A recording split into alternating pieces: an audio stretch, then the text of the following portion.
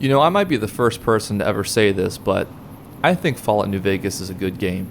The writing is top-notch. The depth of role-playing options are staggering. Player choice is absolutely unmatched. Just think about what you can do to the NPCs in New Vegas. You can talk to them, you can stalk them, you can follow-chalk them, you can greet them, beat them, eat them, speak some slang, speak some bang, shoot them with a rocket, rifle around their pockets, or use a ghoul as a pack mule. The only limitations in this game are really what you can't think of. Or, more likely, what the New Vegas game engine can't run. When you think about it, it's almost sardonic. A game that allows for such freedom was shackled by an already aging game engine. In spite of this, Fallout New Vegas in 2024 still enjoys a healthy and dedicated fanbase. Well, maybe not mentally healthy, but you know what I mean. But the road to long-term success is often paved with struggle and hardship, and the road Fallout New Vegas took is no different. If you're feeling brave, then take my hand, I guess, and see how this rushed, buggy, Chuck E. Cheese animatronic-looking NPC-ass game endured its own hardships to become one of the greatest RPGs of all time.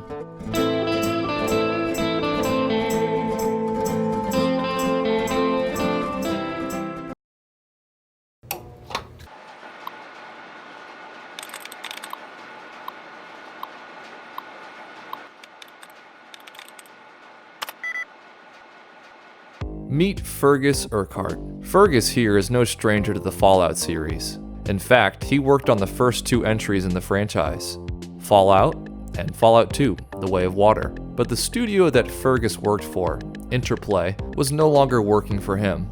Call it mismanagement. Call it a changing tide in the video game market. Or call it not paying your employees' health insurance. Interplay was a sinking ship, and Fergus could feel the water soaking his socks, giving that mushy, soaked sock feel that no human being should ever have to endure. So Fergus sets out with some of his close co-workers, and they establish Obsidian Entertainment in 2003. Like many startups, they're strapped for capital. And no, I don't mean that kind of capital. I mean the kind of capital that greases a few palms to get things done. So, I guess this picture still works, actually. To address this, Fergus and his team take a major financial risk, and they invest thousands of their own dollars into the company. A risk to be sure, but the newly formed Obsidian is confident. More importantly, though, Obsidian is hungry. They go around offering their services to whatever company would give them a shot. Kind of like looking for a job in a post-Indeed world, they kind of just shotgun blast their resume to anyone that would listen. Obsidian went right to Ubisoft. Dear Ubisoft, we really need money. Regards, Obsidian. But no response. So Obsidian tries other companies. Dear EA. Money, please. Thank you for your time, Obsidian, but no luck. Which is unfortunate, because luck is exactly what Obsidian needs right now. While thousands of dollars may sound like a lot of money for us non-Jeff Bezoites, it can only go so far in the video game industry. Making games, even really shit ones, costs a pretty penny, and the clock was slowly ticking until Obsidian ran out of caps. What would they do?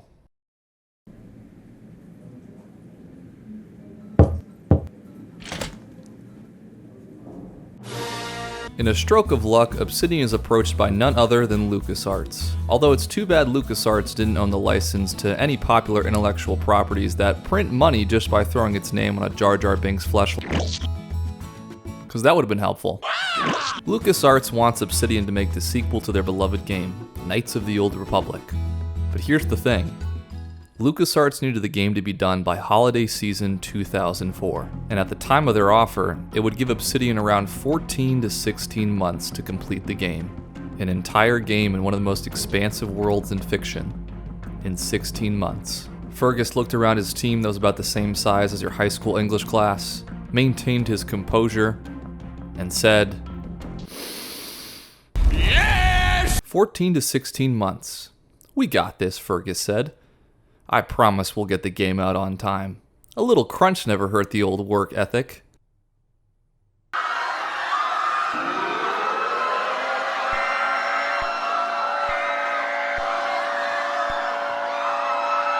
Development for Knights of the Old Republic 2 is absolute hell.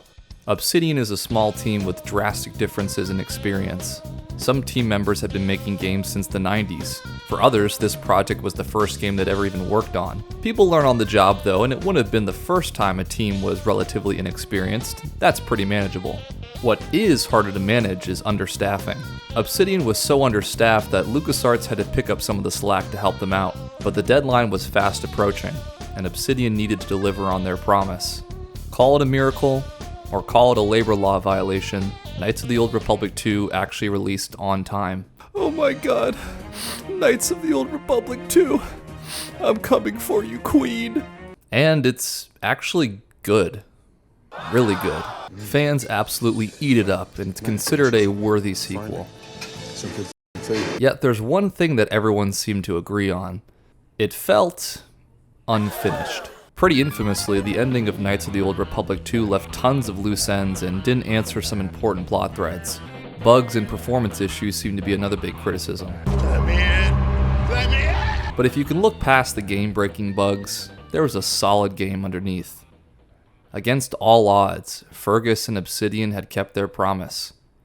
And I really wish they'd make a sequel, but that's probably never going to happen, so I'm going to let that stew in my soul for a bit. Fast forward a couple years, and Fergus is now approached by none other than Bethesda themselves. They were impressed with Obsidian's performance on Knights of the Old Republic 2. And what would you know, they want another Fallout game to satiate the fans of Fallout 3.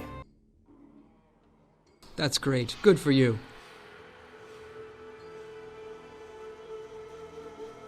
You are pissing me off. What next? Not necessarily a direct sequel to Fallout 3, but more of a spin-off of sorts is what Bethesda wanted. Fergus and some of his fellow co-workers worked on the original Fallout, so the chance to take another crack at it is almost too good to be true. But here's the thing, Bethesda needed the game to be done before 2011 so it didn't compete with Skyrim. This would give Obsidian 18 months to create a new Fallout game. 18 months to record every voice line, craft an entirely new narrative, script every quest, recruit Zachary Levi during the height of his Chuck fame. I'm a gamer! While this might sound unfair of Bethesda to ask, it's here I think a misleading narrative forms that many Fallout fans, myself included, believed for a while. That Bethesda forced Obsidian to pump out a Fallout title under such a strict time frame, when in reality it was more of Obsidian's eyes being bigger than their stomachs. And this sentiment was confirmed by some of the developers themselves. That's not to say that Bethesda is void of all criticism in this situation, more on that later. Hindsight is definitely 2020 for Obsidian now, but at the time, Obsidian thought they could do this. I mean, all they'd really have to do was just slap a new coat of paint on Fallout 3, right? And they've already done this once before. Why not go for round 2? So Fergus signs the mutually agreed upon deadline, and their fate was sealed. All of this Just works. Fergus looked around his team that was about the same size as your high school gym class and said, 18 months. We got this. I promise we will get this game out on time. A little crunch never hurt the old work ethic.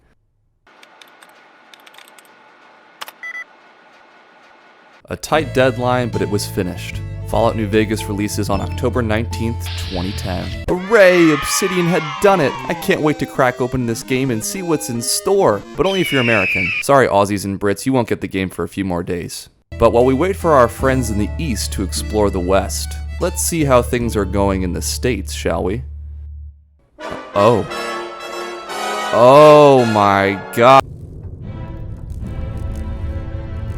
Fallout New Vegas releases in a state that I will try to phrase very diplomatically. It's a goddamn mess. I've hand-selected a few of my favorite bugs at launch, some of which have never been officially patched by the way, and I want you to keep in mind that on launch day, you've never played New Vegas before. You don't have the hindsight of today. You don't know how well written the main quest is or how engaging the companion stories are, and your sense of humor hasn't been nuked by the mere mention of the word fisto yet. Imagine that everything I'm about to read you is your very first impression of Fallout New Vegas. Ahem. Save files are corrupting across all platforms, making it nearly impossible to actually, save your game. Entire quests are straight up broken and can't be completed. On the other hand, completing some quests will brick your game and save data. Infinite loading screens that spin forever. Infinite experience glitches. Infinite reloading times. Massive frame rate issues. Lag spikes. Dying while opening your Pip-Boy corrupts your save data. Repairing the boxing tape can crash the game. What the f? The weapon that is supposed to drop an orbital laser gets performance anxiety. Using the Pip-Boy light can cause the entire sky to glow. Using some containers as storage will despawn your items forever. If you set up a creature cage match, they will just stand there and look at each other. Flying Legionnaires. What's the dog doing? He's moonwalking. Doc Mitchell Chiropractor. Doc Mitchell Poltergeist. David Blaine NPCs. Doc Mitchell Grapefruit Technique. Mozzarella NPCs. What in the goddamn? Punching a dead body gives you infinite experience. Pretending to look busy when your boss walks by. Yeehaw Cass. Teleporting Victor. Jesus walked on water? Well, Victor rolls on it. Vape cloud stuck. Death by spooning. Yeehaw Cass. The flag of the most violent faction in the Mojave will sometimes extend an olive branch. Or dirt. Walton Goggins POV. The bugs are so bad that New Vegas is borderline unplayable. It was starting to impact people's perception of how good this game actually was. And these voices got louder with every passing minute. Load times are long, lip syncing is sketchy, and the game will freeze here and there. The only real problem with New Vegas is the large number of bugs that riddle the game. It's a bit disheartening to know that an otherwise fantastic experience is packaged with some of the worst deal-breaking bugs out of the box. Make no mistake, this is an outrageously buggy game with major technical problems across the board.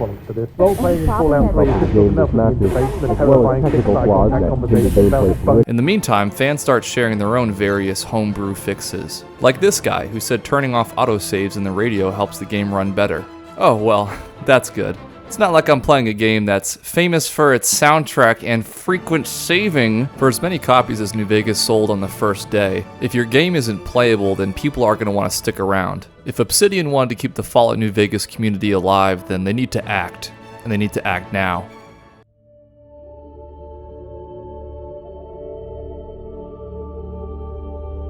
About a day after launch, we finally get it. A glimmer of hope. Patch 1.1. The patch is so big that the senior producer of New Vegas didn't even bother including every fix it contained because, quote, it would be the size of a novel. You know, sometimes the jokes just write themselves, guys. Okay, Obsidian said, here it is. The biggest update we can do so far. Patch 1.1. We fixed the quests. We're working on save corruption, and the dogs shouldn't be moonwalking anymore. Hopefully the game should be in a good state now. Oh my god. If things weren't bad enough, well, now they're about to get apocalyptic, brother. Call it misfortune. Call it a curse. Or call it working with a game engine that's base code can now serve overseas. Like a video game developer version of Sisyphus. Every step forward for New Vegas came with 3 steps back. After installing the patch that was intended to fix the game, you can expect to find some of these fun little coding oopsies. Firing a minigun will make a sound even when it's holstered. Going to Camp McCarran will crash the game. Good thing it's not an important location or anything. Taking off your faction armor can cause the entire map to vanish. Boone gets PTSD and just kind of vibes out during combat. Buying things from traders will freeze. Okay, Obsidian said. We fixed the game crashing at Camp McCarran. You can strip off your Legion underoos with no problem. And we will get Boone some therapy. And tell you what, since you guys have been so great, we're gonna throw you some DLC for your trouble. How's that sound? God damn! You know that fancy new DLC Obsidian just dropped that's centered around scrounging every resource you can find to escape an inescapable and sadistic trap set by Jeff Bridges? Because I got sucked into a video. Which one? You know, Tron. Well, since Jeff Bridges didn't show up in the first 15 minutes after the DLC started, you were legally allowed to leave. That is, if you could even start the DLC. Things aren't much better in Honest Hearts. Looney Tune cliffs plague the countryside. You wanted to play Old World Blues? Well, by simply installing the game files, every member of the Brotherhood of Steel gets hit with the Orb of Confusion. No! Prolonged exposure to the Orb of Confusion will give you confusion. Fine, Obsidian says. We're gonna put out so many patches that this game is going to be a walking advertisement for Flex Seal. We fixed the DLC problems. The game is working across every platform. Okay? I think we did it, guys. Ring a ding ding, baby. Ring a ding ding, baby. Ring a ding ding, baby. Yes, can I help you? Oh god, no, please. Hey, hey, hey, hey, hey, hey, hey, hey. The Cobbler of Preston is an 18th century play that most notably coined the phrase, "The only certain things in life are death and taxes." This is a dumb statement because the author forgot to add that Bethesda games run like ass on the PS3. One of the benefits of working on a non-platform exclusive video game is that your game can reach a much wider audience. A downside, though, is that developers usually end up making multiple ports of their games. One for the PC, one for the Xbox, one for the PlayStation, and one for a Nintendo console if Shigeru Miyamoto performs a ritual sacrifice. Well, Fallout New Vegas had just the absolute pleasure of being developed during the lifespan of the PlayStation 3. Now let me just preface that I do not in fact hate this console. It's actually one of my favorites of all time. Let me also preface that yes, of course your $3,000 Amaranth hot tub water-cooled PC probably runs New Vegas better than an Xbox 360 or a PlayStation 3 could. And lastly, when New Vegas came out, my family didn't have the luxury of a decent PC that could actually run it. So my first several playthroughs of New Vegas were on the PlayStation 3. With all that in mind, let me just say that the PS3 version sucks so hard. Not to say the Xbox and PC versions didn't have their own problems, but the PlayStation 3 port was especially bad. The PlayStation port was so awful it took Obsidian about 2 months longer to finish patching it compared to the Xbox and PC. It was bad enough that Josh Sawyer, the project director of New Vegas, said that this version was the most difficult to work with. Oh, default cheesecake, you're just being a Sony hater. No, I'm not. I love the Walkman, and I'm telling you, this version of New Vegas is by far the worst. I've seen it for myself.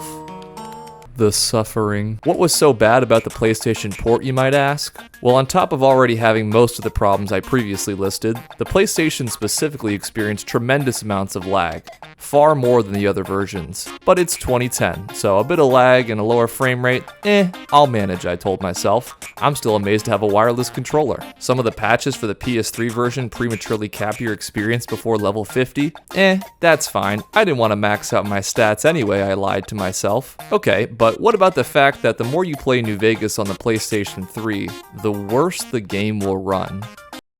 You heard me right. A role-playing game that is designed to suck you in for tens, if not hundreds of hours, gets worse over time. Normally I can deal with the eternal and inevitable march of time corrupting all it touches, but to tell me that if I put 15 hours into this character, the game world is gonna break its metaphorical hip from old age, it's just too much. I can't lose him. I'm not exaggerating either. This was and still is a very real issue for the PlayStation 3 version.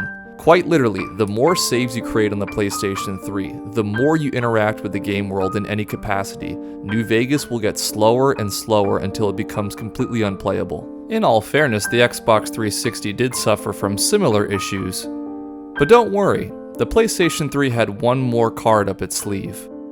And it was the instructions card. The answer as to why the PlayStation 3 the race car bed, so to speak, requires a nerdy technical response, but I'm gonna keep it real intelligence 1 for y'all. It comes down to how memory in the PlayStation 3 is stored. In other consoles like the Xbox 360, the RAM is allocated to either graphics or memory. And if you don't know what RAM is, I suggest you Google downloading some more of it because you're probably running pretty low. But what Sony did with the PlayStation 3 is divide the RAM between the graphics and the memory at the same time, which works fine for a game that's smaller and has less data to process. Fallout New Vegas, though, is not a small game. By the way, the engine New Vegas runs on, Gamebryo, was already buggy to begin with.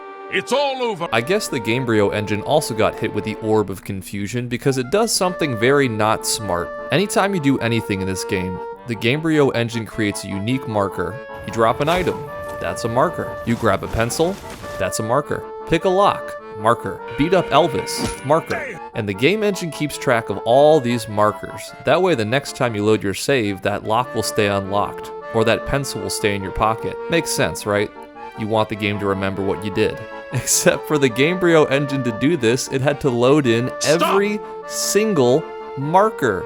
So if you have a high-level character that has made it to the strip and you want to continue your save, the PlayStation 3 has to load in the world map, the NPCs, any loading zones, every single marker you've had up to that point. Oh, and also, if you got any DLC, it then has to load all of those files as well and any changes in markers in those maps. And this is all being done on a RAM that's already handicapped itself. Are you starting to understand my pain? And it doesn't even stop here. The PlayStation 3 version of Fallout 3 also had the same issue.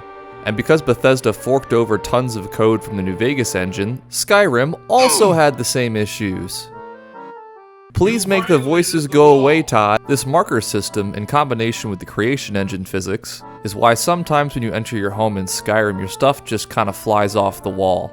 Or straight up disappears because the game engine just has so many markers to keep track of. Oh, you had 200 Dragon Bones stored outside your house so you could fast travel? Damn, that's crazy, but I don't see it here in my notes, bro. Obviously, there's more complexity to it than that, but that's just the basic gist of it. Faced with an extremely uncooperative platform, New Vegas PlayStation 3 enjoyers were pumping out guides on how to even get the game working. A common theme amongst these guides was to limit your saves as much as possible, while others said that no, you actually do need to save more. The official wiki even backs this up, which is fine in theory until you realize how often the game crashes, or freezes, or breaks. So these players are now faced with a gamble, which is thematically appropriate, I guess. Do you bet big and save less often but run the risk of a crash ruining hours of data? Or do you play it safe and save all the time but give your PS3 an agonizingly slow death? Gee, I can't wait to have a constant threat of losing hours of gameplay the second I leave a building. Just use autosave then. Well, no, because you had to disable autosave just to get past the lag. Of course, none of this would have been an issue if New Vegas had only shipped on one platform, but remember, this game had to come out on all three. Obsidian brainstorms for a while. Dozens of meetings on what needs to be altered so this game can fit on these consoles. After many difficult decisions, New Vegas is dramatically trimmed down, leaving us with some very noticeable changes. In the intro cutscene for New Vegas, the strip is an actual strip. Now it's chunked off sections of gates to save on load time for consoles. Freeside isn't spared either. You know how in Oblivion or Fallout 3 NPCs walked around a lot more, had more of a routine? Well, that had to be cut down tremendously. And NPCs in New Vegas tend to stay in more static positions more often, to reduce lag, of course. It's also why that piece of kid in Freeside never fucking moves. It can be found at Mick and Ralph's.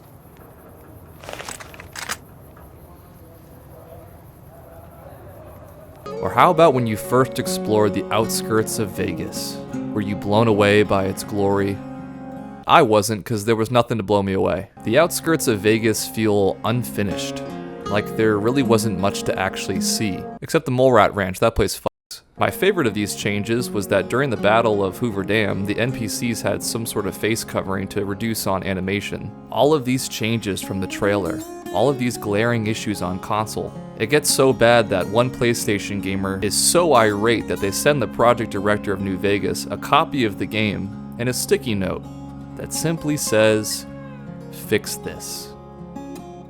So Obsidian does just that. More updates, more patches, more fixes for each version, more content added. After months and months of work, the game's story is fully fleshed out. More importantly though, the game at least works.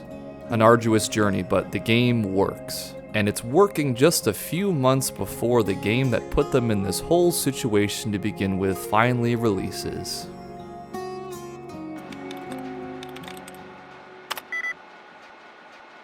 If you're itching to go back to the Mojave after this video, I will warn you that despite the crunch Obsidian put in to get this game functional, it's still just that, functional. The game will run and you'll have fun, but at some point you will encounter something funky.